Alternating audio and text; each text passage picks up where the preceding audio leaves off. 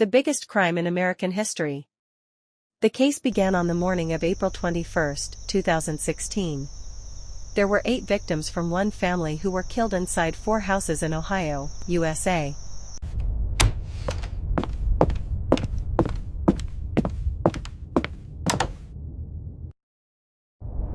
They were all shot or wounded by gunfire in different parts of their bodies, and their bodies were left in their homes. On that same day, April 21, a girl named Bobby Jo, who is the sister of one of the victims, came to the house to put out food for the pets. As soon as she entered the house, she was shocked to find 2 bodies. The first was Rhoden Sr., and the second was Gilley, Rhoden's cousin. The houses they lived in were trailers located next to each other. So, as soon as Bobby Jo saw what she saw, she ran out of the house and quickly called the police to report the incident. After she finished the call, she entered the second trailer, or the second house, and saw 2 more people who had been killed, Clarence Frankie and his fiancée, Hannah Gilley. The situation was terrifying and tragic at the same time, and it was very difficult for a person to handle all of those shocks alone. So what Bobby Jo did was call her brother and tell him about the horrifying situation she had seen. She asked him to go to the third house. As I told you at the beginning, they were a large family living in 4 houses. The third house was where their third sister, Dana, was with her 2 children, Chris and Hannah. Unfortunately, they were all dead. About 15 minutes away from those 3 houses, the last victim, Kenneth, was found dead in his trailer. And out of all the people in the 4 houses, only 3 children survived. 1 was 3 years old, 1 was 6 months old, and 1 was only 4 days old. The 4-day-old was found in his crib with his mother, but the mother was dead and the baby was alive. The 3-year-old fortunately had a mother who was alive because she wasn't at home during the incident. So the boy went back to his mother.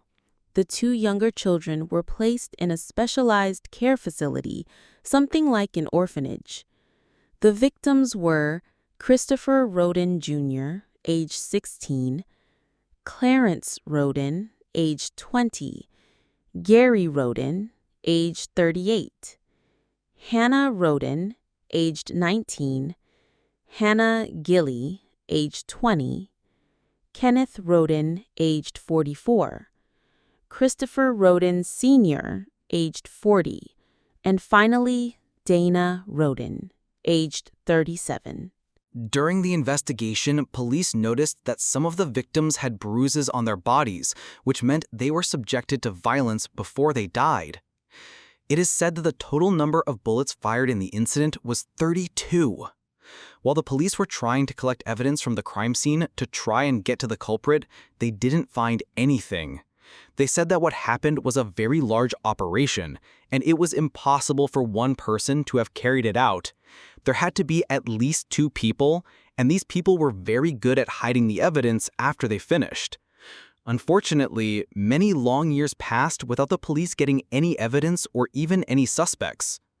But the father of Dana Rhoden, one of the victims, told the police that the killer most likely knew the family and 100% entered the house with the family's consent. What confirmed his words was that there were no signs of forced entry or breaking down the doors of the houses. Furthermore, Dana had 2 guard dogs, meaning if the person had entered by force or in a suspicious way, the dogs would have barked or even attacked them to try and get them out of the house. Days and weeks passed without any new developments in the case. The residents of the area began to protest the issue and told the police, "How can a major crime like this happen in our area and you still haven't solved it? The criminal could return at any moment and kill someone else, and you're not able to catch them." By August 20th, the police started to intensify the investigation and question the victims' acquaintances to gather more information. The number of people who came forward and gave information to the police reached 770, but according to the police, none of them had useful or logical information to help solve the case. In October, the police announced that they had new information and were about to arrest people who might be responsible for the crime. but they didn't give any details about who the suspects were, how, why, or on what basis they would be arrested. They just came out and said there was a development in the case. About 7 months later, in May 2017, the police raided the house.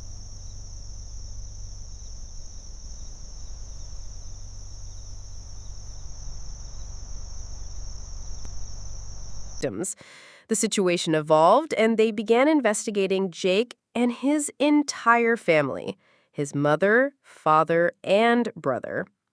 Suddenly, 2.5 years after the incident, the police decided to arrest Jake and his whole family. No one understood why they were arrested. The reason they became suspicious of Jake and his family was that there had been a dispute between Jake and the victim Hannah over the custody of a child they had together. The police took this as a possible motive for the crime. When they looked further into Jake and his family's files, they discovered they had many other crimes on their record, one of which was lying to judges or giving false testimony. So they arrested them on this pretext and began investigating them about the murder. After arresting Jake's mother, father, and brother, they also took in 2 other family members, one named Rita and the other Angela. They were all facing a ton of charges, from forgery to conspiracy and collaboration on the murders and everything in between. Of course, for a full month, the family denied having any connection to the murder of the Rhoden family. But suddenly, Jake decided to change his mind and confess to everything.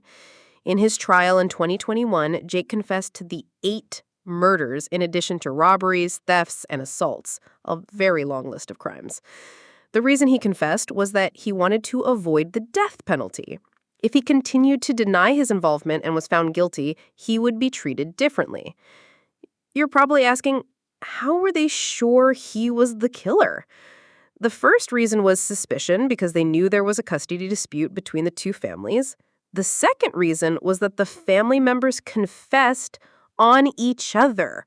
They confessed that they had all agreed, the mother, father, and Jake, to commit the crime as revenge. They spent long months planning how to carry out the crime and which weapon they would use. It turned out they had used homemade silencers on their pistols. They each went to one of the houses where the family was and killed the people inside. After committing the crime, they threw their pistols into a pond. They were all sentenced to life in prison, except for Angela, who was sentenced to 30 years because she didn't fire on anyone, but was aware of the plot and conspired with them.